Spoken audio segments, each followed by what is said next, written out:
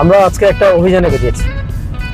অভিযানটা হচ্ছে যে আমরা দেখতে চাই যে বাংলাদেশের যে উন্নত অংশ ঢাকা শহরের গুলশান, বনানী, উত্তরা, ধানমন্ডি এইরকম জায়গা, সেখানে আসলে পথচারীরা কতটা নিরাপদ, পথচারীরা রাস্তা পার হওয়ার ক্ষেত্রে, ফুটপাত ব্যবহারের ক্ষেত্রে তারা আসলে কতটুকু নিরাপদ।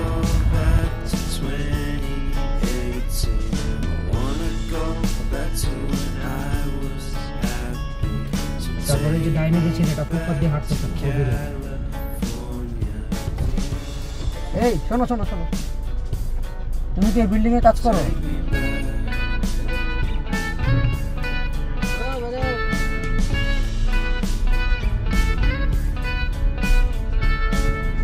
ফুটপাতটা আপনারা পাথর আর এই রড দিয়ে ব্লক করে ফেলছেন না? পাথর আর রড দিয়ে ফুটপাতটা ব্লক করে ফেলছেন না?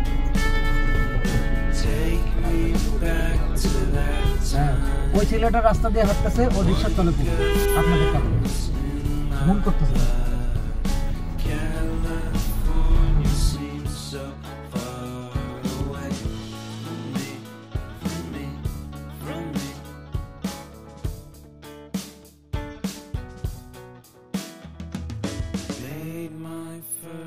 এটা উত্তরা 10 নম্বর সেক্টরের একটা রোড নাম্বার না বলি, কনস্ট্রাকশন চলছে, পুরোটাই ফুটপাত দখল করে।